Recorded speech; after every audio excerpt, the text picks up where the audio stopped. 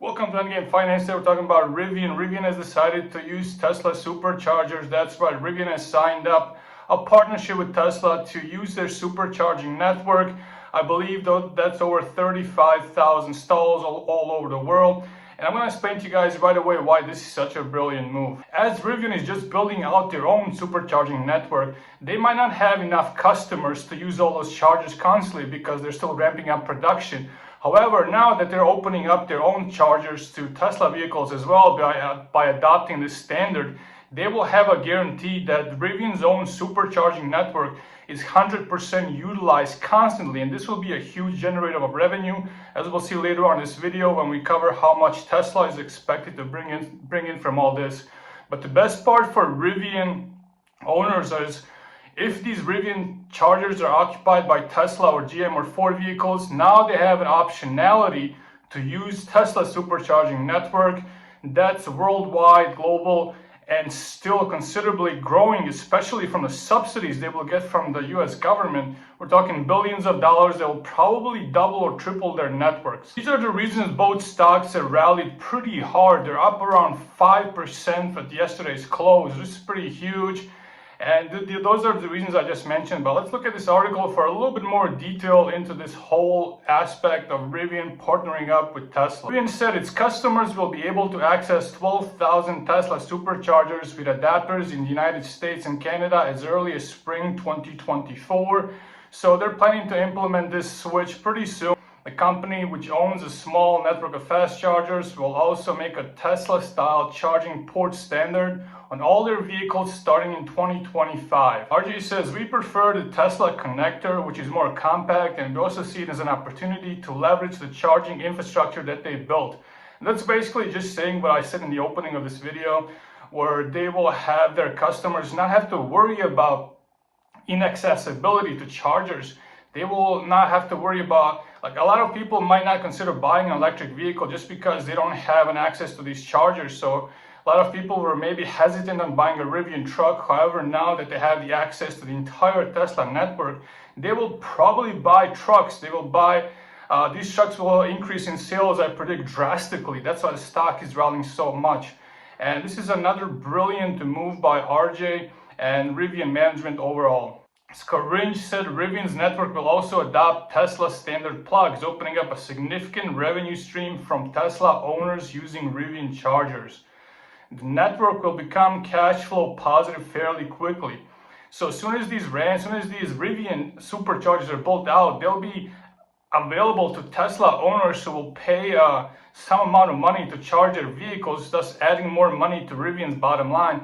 So like I said, Rivian did a really brilliant move here by leveraging Tesla's supercharging network.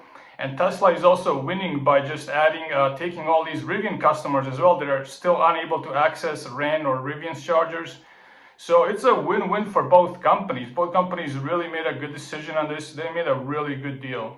Tesla's recent deals, which include also GM and Ford, represent major strides in displacing rival standard known as Combined Charging System, or CCS, that earlier exclusively had the backing of President Joe Biden. So Joe Biden was exclusively going to give money to these guys, to this standard, to build out their infrastructure throughout the United States. The administration was going to allocate $7.5 billion solely for these guys. However, the industry has spoken, the industry united, and they basically agreed to use the Tesla standard. And this is not surprising. If you just hear the quality of Tesla superchargers compared to these other guys, it's not even close. Some of these guys don't even have the uptime of 70-80%, which is kind of disappointing, where you're out of charge and you pull into charge and the charger is broken 30% of the time. That's a huge deal, and this does not happen with Tesla. I believe Tesla uptime is 95% or up, or even closer, maybe to 99%.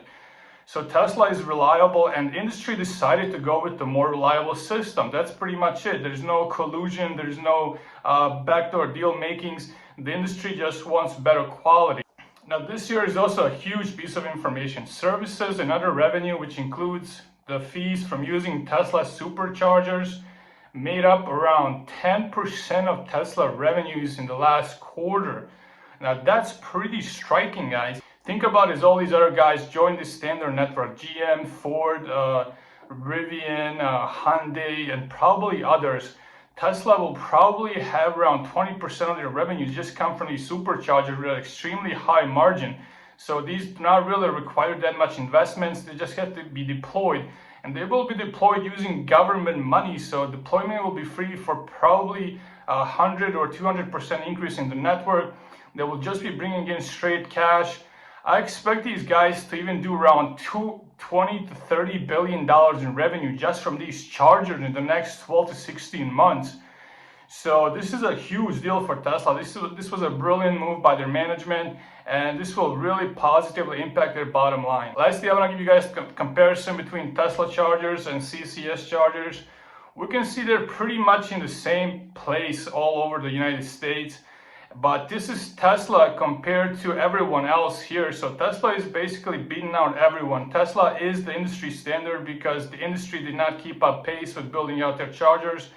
They did not keep up pace with maintaining their infrastructure, making sure their chargers have a 99% uptime like Tesla does in most cases. So I would be a little bit worried if I was these other companies, if I was a manufacturer or provider of the CCS standard, because Tesla is coming for you and Tesla will most likely drive you out of business. So this is just what I wanted to touch upon. This is why Rivian and Tesla shares have rallied so hard in the last day, and they might continue to do so just because this was a brilliant move by management of each company. And this will continue to probably pay dividends in the future for Rivian and Tesla. So this is it, guys. If you have any comments, questions, or concerns, please let me know below. And as always, just have a great day.